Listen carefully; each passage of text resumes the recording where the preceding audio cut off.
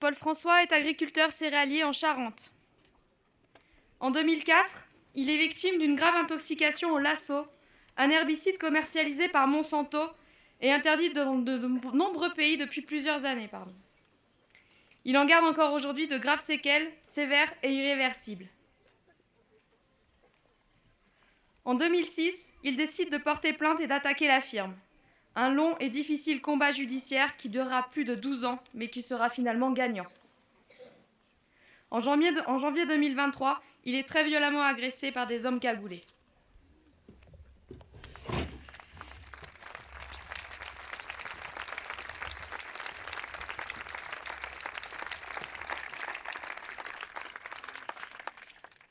Bonjour à toutes et à tous, et puis merci de m'avoir invité.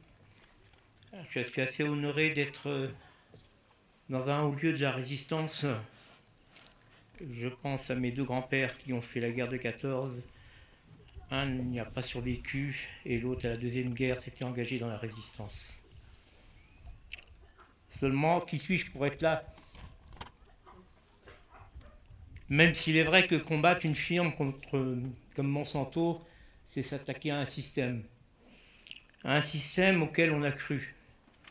Je ne renie pas mes origines, je suis un agriculteur, ce qu'on appelle grande culture céréalière. On n'était pas toujours très bien vu, exploitation importante, avec de l'irrigation, pesticides à tout va, dans les années folles de la chimie des années 90. Il a fallu une intoxication aiguë lors d'une manipulation d'un de ces produits pour que je comprenne que ceux qui se disaient nos collaborateurs, ceux qui allaient nous aider à nourrir la planète, étaient là tout simplement pour s'enrichir, nous empoisonner, nous, agriculteurs, mais aussi nos enfants, nos familles, et au-delà de nous tous citoyens. Mais après tout, pourquoi venir ici? Il a fallu que j'entende désobéissance citoyenne pour me dire que les résistants, il y a 80 ans, ont réagi comme j'ai pu réagir avec d'autres.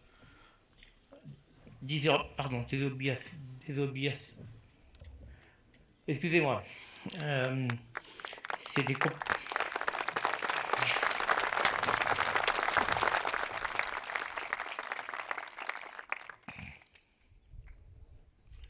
que je comprenne que ces résistants avaient fait comme nous, parce que je n'étais pas seul dans mon combat, que la désobéissance citoyenne, civile, elle est importante. Si ces résistants s'étaient pas battus et n'avaient pas écouté le gouvernement de Vichy, qui serions-nous aujourd'hui? Ils se sont battus contre un État qui leur disait que le fascisme était la solution et le racisme. On se bat aujourd'hui pour dire que les pesticides sont un vrai poison. D'ailleurs, derrière ces firmes, nous retrouvons à peu près les mêmes citoyens.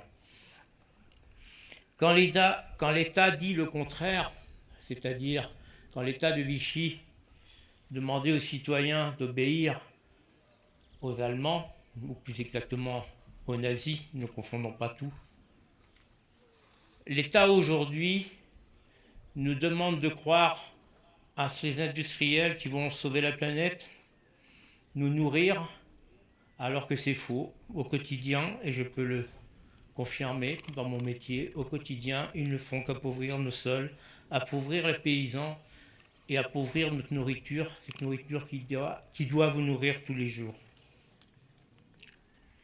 Alors, dans les deux cas, nous sommes devenus des terroristes. J'ai entendu que mon grand-père avait été traité de terroriste, et aujourd'hui, nous sommes, nous, simples citoyens qui défendons l'environnement, des éco-terroristes. La première fois que j'ai entendu le mot éco-terroriste, c'était en Argentine, par des mères de famille qui avaient perdu leurs enfants suite à des épandages de Roundup aériens qui passaient au-dessus des écoles.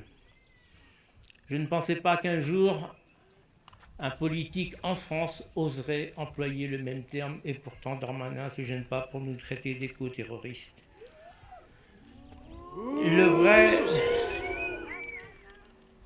La vraie solution, c'est nous. Pourquoi je dis ça ? 15 ans de combat contre Monsanto, certes, on les a fait condamner.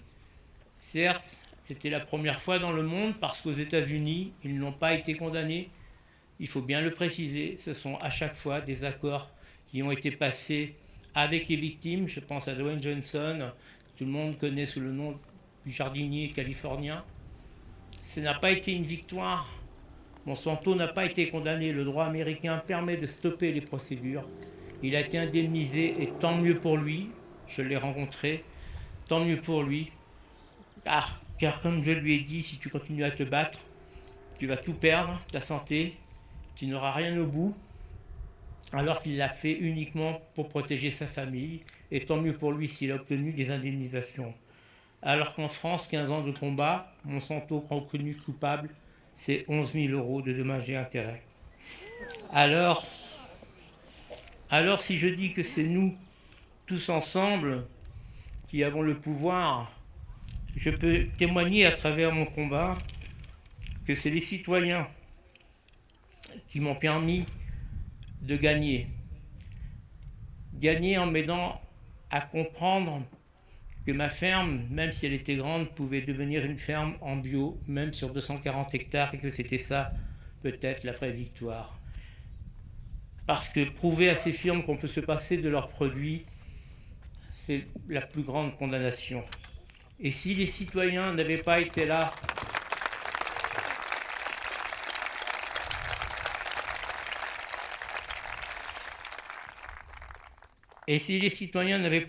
pour m'aider financièrement, pour compenser les pertes que l'on a subies, à travers les fonds que l'on a mis, les fonds participatifs que l'on a mis sur Internet, toutes ces sommes, et je pense surtout à ceux qui ont donné des petites sommes, 5 €, 10 €, cela nous a permis de montrer que tous ensemble, on était plus fort que l'État, qu'on pouvait être plus rapide que la justice, et c'est grâce à nous tous que demain, il y aura une agriculture sans pesticides qui ne sera plus dépendante des grandes firmes, des financiers, et qu'on nourrira cette planète de façon humble. J'ai la chance d'avoir 3 neveux qui sont nés au Chili. Je peux lui passer le collègue. J'ai la chance d'avoir aussi beaucoup voyagé. S'il y a un bien commun dans le monde, c'est la nourriture. Certains avaient compris qu'avoir un conseiller de Kennedy, je crois que c'était Kissinger, lui avait dit plus que la bombe atomique, c'est la nourriture. Il faut avoir la main sur l'alimentation. C'est ce qui sera le pouvoir demain. Ce bien commun qui est international, nous devons le protéger. Et il ne concerne pas les pauvres, les riches, il nous concerne nous, tous citoyens. Ce n'est plus une question de politique, c'est une question de bon sens. Alors ce bien commun, continuons de nous battre pour le conserver et garder notre indépendance. Merci de m'avoir écouté.